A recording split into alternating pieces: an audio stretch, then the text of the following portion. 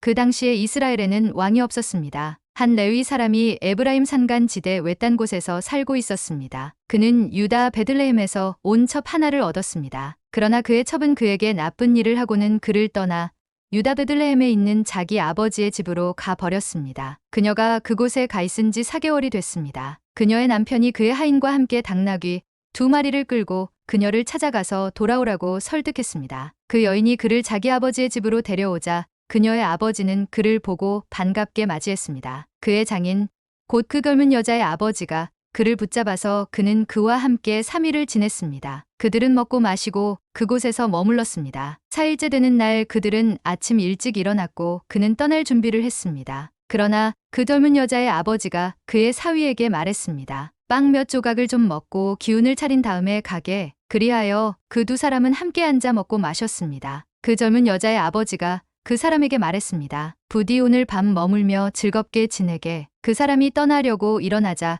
그의 장인이 그를 붙잡아서 그는 하룻밤을 그곳에서 더 머물게 됐습니다. 5일째 되는 날 그가 가려고 아침 일찍 일어났습니다. 그 젊은 여자의 아버지가 말했습니다. 기운을 차릴 수 있도록 오후까지 기다리게.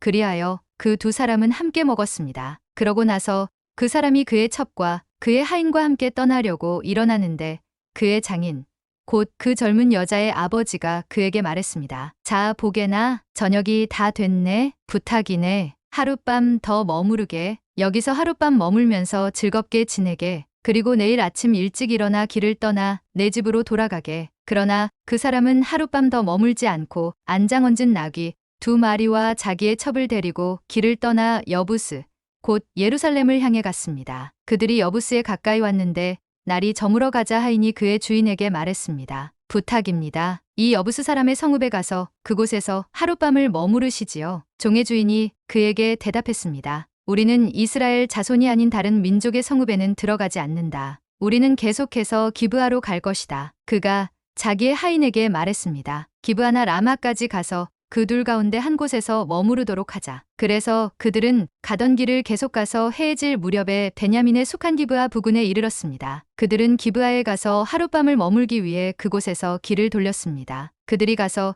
그 성읍의 광장에 앉아 있었지만 자기 집에서 하룻밤 재워줄 사람은 하나도 없었습니다. 저녁이 돼 한 노인이 일을 끝내고 들판에서 돌아오고 있었습니다. 그 사람은 에브라임 산간 지대 출신으로 기브아에 살고 있는 사람이었습니다. 그곳 사람들은 베냐민 사람들이었습니다. 그가 성읍의 광장에 여행객이 있는 것을 보았습니다. 그 노인이 말했습니다. 어디로 가는 길이오?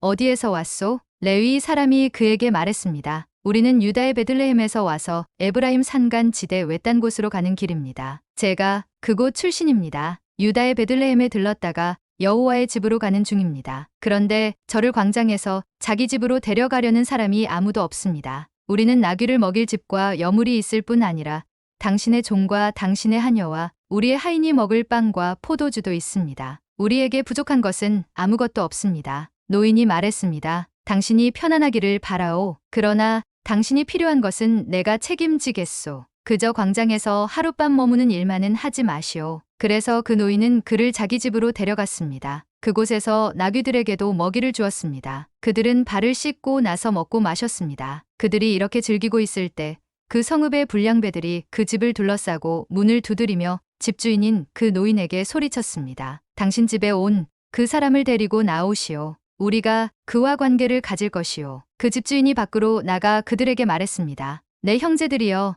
제발 악한 일을 저지르지 마시오. 왜냐하면 이 사람은 우리 집에 온 손님이요. 이런 수치스러운 짓을 하지 마시오.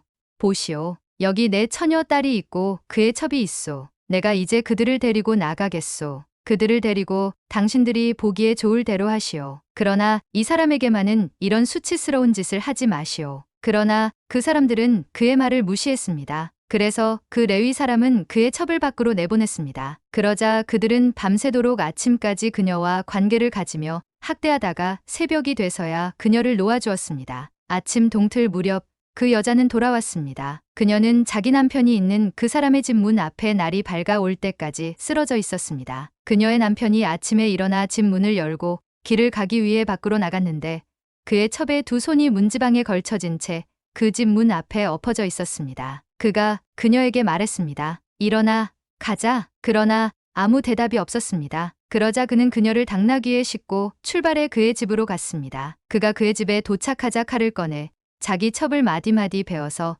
12토막을 내고 그것들을 이스라엘 전 지역에 보냈습니다. 그것을 본 모든 사람들이 말했습니다. 이스라엘 자손이 이집트 땅에서 나온 그날 이후 오늘날까지 이런 일은 없었고 본 적도 없었다. 이 일을 생각해보고 의논해보고 그러고 나서 말하자.